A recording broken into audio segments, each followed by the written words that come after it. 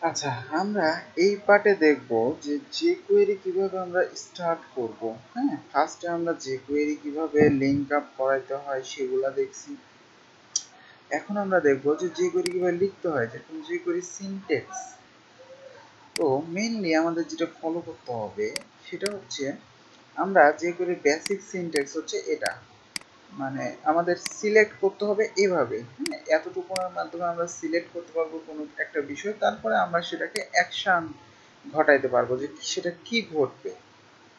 Basically সিনট্যাক্সটা হচ্ছে এরকম। আচ্ছা, তো এখন আমরা এই যে দেখেন এখানে একটা রেডি ইভেন্ট আছে, হ্যাঁ, এটাকে বলা হয় ডকুমেন্ট রেডি ইভেন্ট। আমাদের মেনলি এই ইভেন্টের মধ্যে দিয়ে কাজ করতে হবে, আমাদের এই ইভেন্টের মধ্যেই কাজ করতে হবে। সাপোজ আমি একটা কোনো কিছু শুরু করতে চাচ্ছি, এই জন্য আপনাকে যেভাবে লিখতে হবে সেটা হচ্ছে প্রথমে ডলার দিতে হবে, তারপর এখানে সিলেক্টর হিসেবে ডকুমেন্ট কথাটা লিখতে হবে। এই ডকুমেন্টের মানে হচ্ছে পুরো আমাদের যে কাজটা করব সেটা গোটা ডকুমেন্ট সিলেক্ট হচ্ছে। হ্যাঁ, এখানে এবার ডট রেডি নামের একটা ইভেন্ট ইউজ হবে। এটার কাজ হচ্ছে রেডি করে ফেলা আমাদের যে যে কোয়েরিগুলো আছে, বা যে করে ফাইলগুলো যেগুলো কাজ করবে, আমরা সাইটটা যখন প্রথম রিলোড দিব এইটা তখন রেডি করে ফেলবে। হ্যাঁ, মানে এটার মাধ্যমে এর ভিতরে আমরা যে কাজগুলো করবো সবগুলাকে সে রেডি করে ফেলবে, জাস্ট এটা।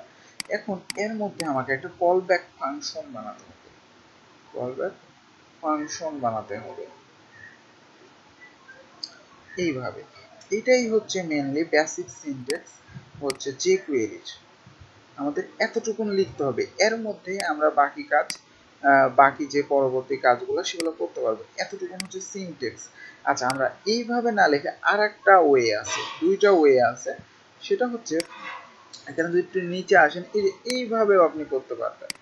সাপোজ আমরা যদি এই যে নিচে একটা ডলার নিলেন, নেওয়ার পরে এইখানে সরাসরি আপনাকে ফাংশন লিখতে হবে।